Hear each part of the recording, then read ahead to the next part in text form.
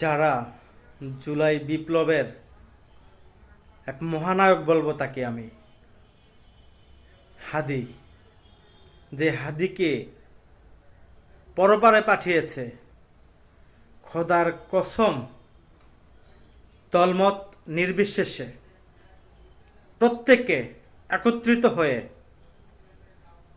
সেই শক্তিকে বাংলাদেশ থেকে নির্মূল করতে হবে। এই শক্তি আর কখনো দাঁড়াতে দেওয়া হবে না। কোনো দিন আওয়ামী লীগ এই বাংলার জমিনে আর মাথা তুলে দাঁড়াতে পারবে না। প্রত্যেকের জায়গা থেকে প্রস্তুতি নেন। বাংলাদেশের অনাচে কানাচ্ছে খলিতে যেখানে আওয়ামী লীগ পাবেন, ধরে ধরে প্রত্যেককে আইনের আওতায় আনতে হবে।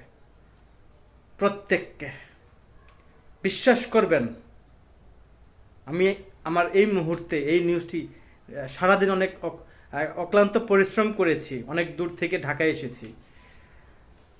আমি এই নিউজটি মাত্র দেখেছি, আমার কেমন লাগছে আমি বোঝাতে পারবো না।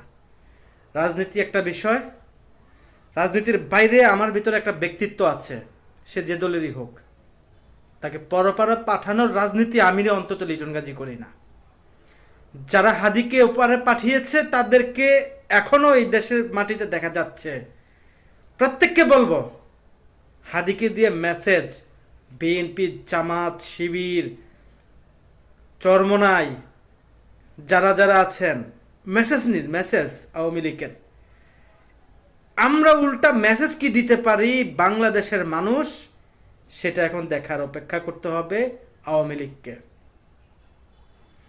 চিরুনি অভিযান চালাতে হবে আওয়ামী লীগ ধরে ধরে, একটাকেও ছাড় দেওয়া হবে না।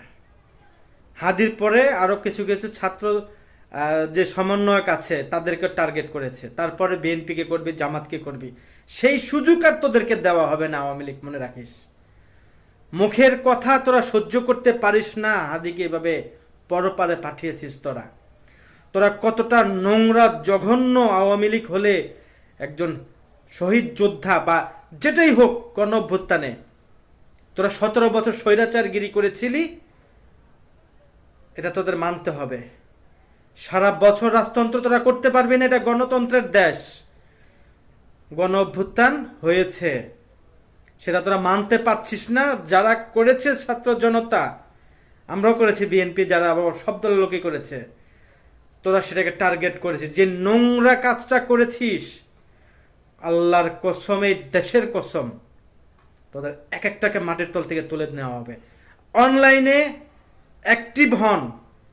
আওয়ামী লীগের যে লোকগুলা হাদিকে নিয়ে বলছে, এরপরে নাহিদ, এটা সেটা, হাসনাত আব্দুল্লাহ, বিভিন্ন লোকদেরকে যে বলছে যে টার্গেটে রাখছে, এই সমস্ত লোক দেশে বিদেশে যেখানে আছে এখনই তাদের উপরে ঝাঁপিয়ে পড়তে হবে, ধরতে হবে এদেরকে, একটাকে মাপ দেওয়া যাবে না।